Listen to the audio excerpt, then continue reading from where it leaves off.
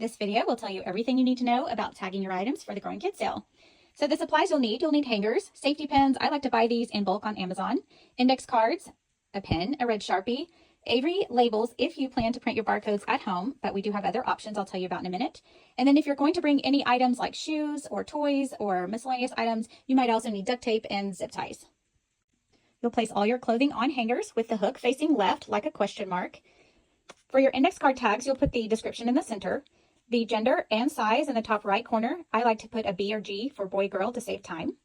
You'll put your consignor number and the price you want for the item at the bottom. And later you'll stick a barcode sticker here. And then in the top left corner, you will put a red circled R if you want that item returned to you if it does not sell. When you have finished tagging your items and you're ready for barcodes, you can use our website to print them onto Avery labels yourself at home, or you can request that we mail those barcodes to you for a small $10 fee, or you can get them at drop-offs for free. All the details on those barcode options can be found on our website on the barcode page. And that is how simple it is to prepare your items for the Growing Kids sale. When you're tagging an item, if you happen to know that it fits differently than the labeled size says, we would love for you to write it like this: fits like 8, label 1012. That way we can put it in the correct size and it will sell better. When pinning your tags to your items, make sure to pass the safety pin through the tag twice like this, and not only once like this. These tags often pull off and get lost.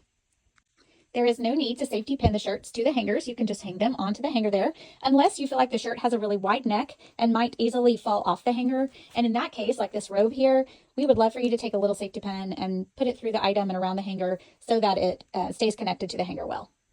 When you're hanging two-piece sets that have a top and bottom, just hang your shirt on the hanger, then turn it around, lay your shorts or pants on the shirt, and safety pin the shorts onto the neck of the shirt, and make sure and grasp that hanger in there too so it doesn't weigh down the shirt.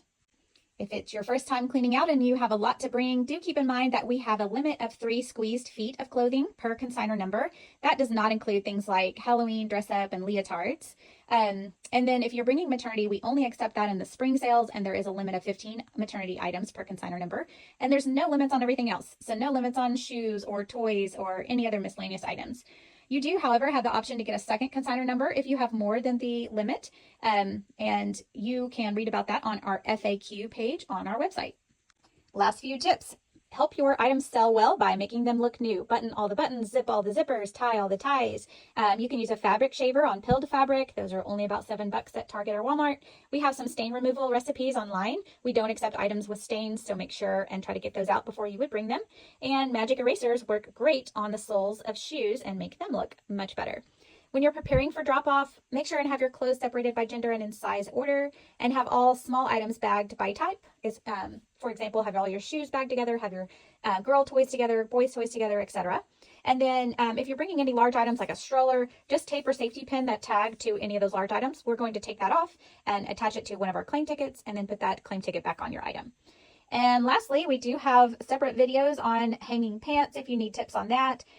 We have a great video to show you tagging shoes, and then tagging all the miscellaneous items like books and bedding, toys, etc.